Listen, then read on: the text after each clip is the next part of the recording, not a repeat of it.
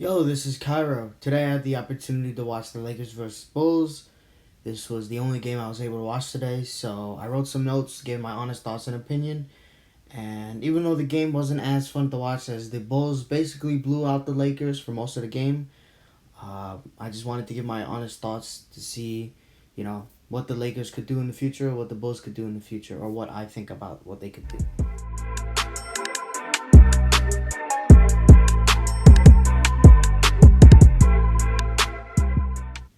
The Lakers are probably the most bipolar team I've ever seen this year. There's always something messing up their rhythm, whether everybody's saying it was Westbrook or it's the coaching staff or certain players or the chemistry. It was just a really weird experience with the Lakers, and it just happened today as well.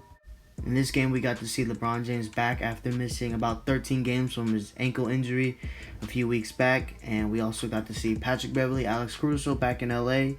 And D'Angelo Russell was also out. I made note that D'Angelo Russell has missed a lot of games for the Lakers, and he looks pretty healthy. So that might be a financial or political side of things where his agent doesn't want him to get injured because he's up for a contract very soon. So that could potentially be it with D'Angelo Russell. The Lakers were down as much as 21 in the game, and the Bulls, even though they have a lot of good players and their team, has a lot of good scores, they're not the best team. You could definitely see the Lakers winning over them with how well they've been playing. The Lakers are number 2 ranked after the trade deadline in defense. They're amazing defensively, but this game they got athletically outmatched. I made note that what the Lakers tried to do is that they always try to get shooters open first. They always try to get guys like Troy Brown Jr. and Malik Beasley open shots so they can get in their rhythm.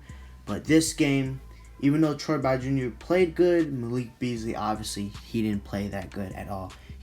18 points. If you look at the box scores, that's good.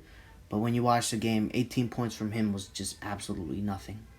In this game, the Lakers were falling for easy fakes, and they were just playing really bad defense. I'm pretty sure they had 10 turnovers at the first half. What I noticed the Bulls were doing is that as soon as they got a stop immediately, they would put their ball in the fastest player's hand. So if Kobe White was on the floor, as soon as the Bulls got a stop, they would immediately give it to him, and they would run the offense. They would do that immediately because all the Lakers would be back defensively, especially Anthony Davis, because, Anthony Davis doesn't run back on defense every single time. Centers don't usually do that.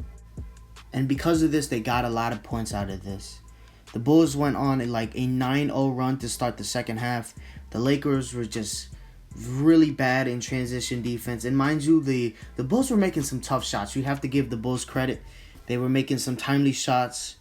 Vucevic got ejected at the second quarter, and the Lakers should have took advantage of that, but they didn't take advantage of that, and they decided to run a 4 or 3 guard lineup, which is a big reason why they lost, because the Bulls are a pretty big team, and when you run a 4 guard lineup, that's obviously not going to work well.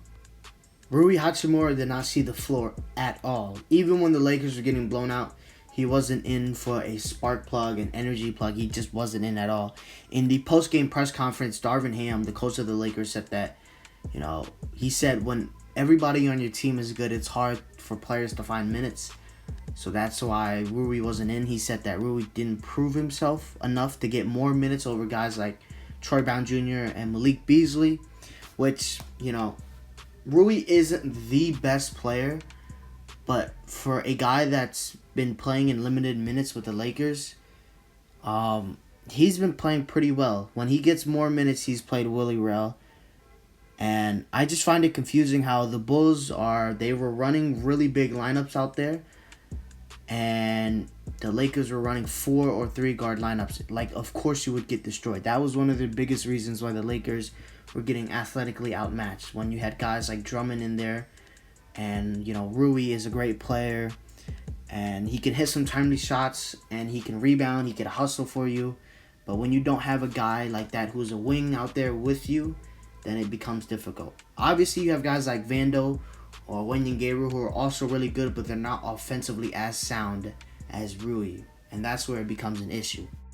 There's no doubt in my mind Rui should have played. I think everybody should be mad that Rui should have played. He would have been an amazing spark plug. And in fact, out of everybody that doesn't need minutes, it's probably Malik Beasley. He's been out of like 10 games. He plays good in like 2 of them, and he's just chucking up a bunch of shots. He's a good player, but he's not consistent enough, and you need the size out there when you're playing the Bulls. And I also noticed that Anthony Davis was also being passive aggressive today, and that's an issue. When LeBron comes back, you can't be that. Like, LeBron had 19 points. He had a very good game, but he wasn't LeBron out there. Obviously, because he's coming off an injury. Nobody's, like, getting mad at him about that. He played a good game. But Anthony Davis had to take over, especially when Nikola Vucevic was out. When a guy like him, who isn't the best defensively, immediately goes out the game, you have to take over. Anthony Davis took 0 shots in the second quarter, and then he proceeded to jam his finger in the second half. The Lakers always find ways to have games like these where they should beat a team because they're on the come up, they're on the rise. It happened with Westbrook, and then they get blown out or they're losing, and then late in the game they start coming back, but then they lose it again. And yeah, I noticed that a lot of the guard lineups out there, they couldn't get any rebounds out there. Austin Reeves hasn't played as good the last, I would say, week or so, but he's still a great player. I think the main reason the Lakers lost is because they had horrible lineups out there. There was no energy, and when there was energy, they immediately lost it because the Bulls went out in transition immediately and they got a bucket. And AD was also in foul trouble because you don't have guys like Vanderbilt, Wenyen Gabriel, or Rui out there as much to help Anthony Davis out. Now, I have to give props to the Bulls. Even though I said before they're not an amazing team, they got the job done. DeMar DeRozan played really good. He started to step up in the second half. But the Bulls were shooting really amazing. In the first half, they shot over 70%. And I just found it funny because, Patrick Beverley, you know how he is. He posted a video or a picture of him on Instagram calling, the Lakers Charmin Ultra Soft. I thought that was funny. He did a lot of taunting, and he was trying to get in the Lakers' head. But, he got the win at the end of the day. So I thought that was really funny.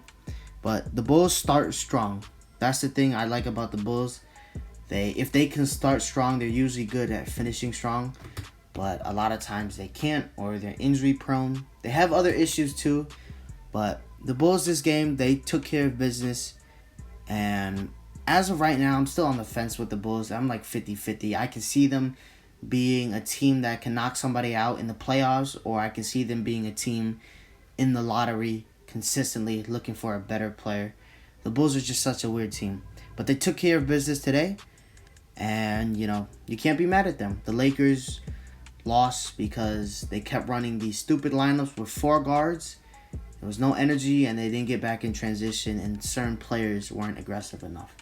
But those were my thoughts and opinion about the Lakers versus Bulls. The Lakers are the most bipolar team I've ever seen, and the Bulls are shortly on the come up, but I don't know. I might make a video about them later to see how it's like.